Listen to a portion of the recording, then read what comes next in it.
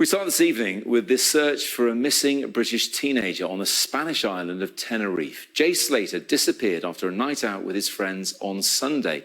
This evening, one of them has told Sky News she felt fobbed off by police after she reported him missing and described the desperate search to find him.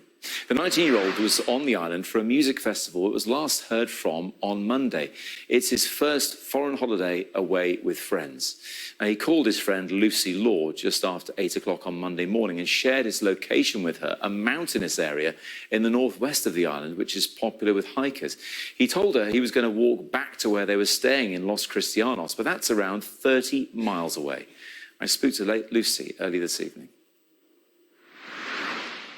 I'd gone home from the NRG festival a little bit earlier than everybody else because I was tired. So I'd gone home alone back to my apartment, and then I woke up to a phone call at like 8:30 in the morning, around 8:30, from Jay saying that he'd gone up to the mountains, that his phone was on 1%, so it was like about to die. He didn't know where he was. He needed a drink. That he'd cut all his leg on like a cactus, and that he had no idea where we were. So I said to him, like, if you're ever going to listen to anything I'm going to say, like, you need to listen now. You need to go back to wherever you've just come from before your phone dies, and I'll come and pick you up from there. Like, you need to go back there. He said to me, I can't go back there. I don't know where it is. So I just said, send me like a location. So he sent over a screenshot of his last location. So I went straight. The first thing I did when the phone had cut off was I rang the police. So I'd rang 911 and spoken to the people there, and they told me that they'd sent a helicopter out. But later on, I'd spoken to somebody who lived up in the mountains, and they'd said they hadn't heard any helicopters, which obviously if there was a helicopter out, they definitely would have heard it. So I think they just totally fobbed me off with that. Like, I don't even think they did. So after like half an hour, I'd had no updates. So I rang back and I said, has the helicopter had any sightings of him? Has anybody seen him? Like, I'm really, really worried.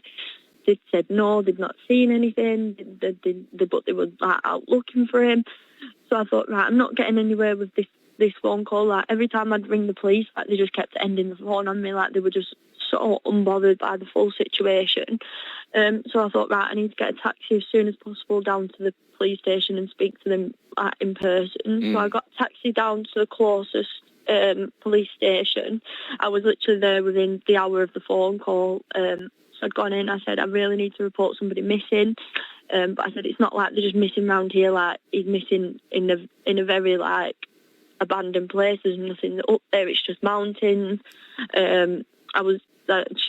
She gave me a piece of paper that said that I needed to go online, fill in a form, and then within 48 hours I'd receive a code, and I'd bring the code back to the police station, and then I could file a report. I said, within 48 hours, like, it could be fatal. I said, this needs reporting like now. So we'd come up, there was literally no sign of him anywhere. Like, we drove around all day. There was literally nothing, no sign of him. I went into a restaurant that was halfway up on the viewpoint. And is that where you are now, Lucy? You're staying at the coast, but you're now up in the mountains where you think Jay was. I've literally not slept at all since I've got that phone call at 8 o'clock. We all hope that the search continues and Jay is found safe and sound. But the final question is, what is he like? What's he like at home? Is he sensible, or is he a bit more of a risk taker? What's Jay like? No, he's not a risk taker at all. That he wouldn't do anything. Like, I don't know why. I can't understand why he would come out of the house and then decide that he was going to walk. I don't know why he would do that. And then I think he set off walking with battery and not realised how far the walk actually is. And then when he's obviously, or when I'd spoken to him, he said he'd already walked about half an hour, and then obviously I don't know if he's walked half an hour down the road and then put it into his maps, and then obviously it said it's like really far. I really don't know why he set off walking. There isn't much up here. However, there are cars that come up here. There are people that come up here to hike. Like, I've seen so many people up here, and I've asked every single one if they've seen him, and nobody's seen him. And this is what I find weird, because if he'd have seen somebody or a car or a person, he would have either flagged down the car. Yeah. He would have said to someone like that he needs a phone to contact someone, and also he would never have his mum worrying like this. He would never have like his family worrying like this. He would never have us worrying like this. Like, if he saw someone, the first thing he would do is say, I need to ring my mum. Like, I know that for a fact. Well, I've never ever in my life been so worried like at all.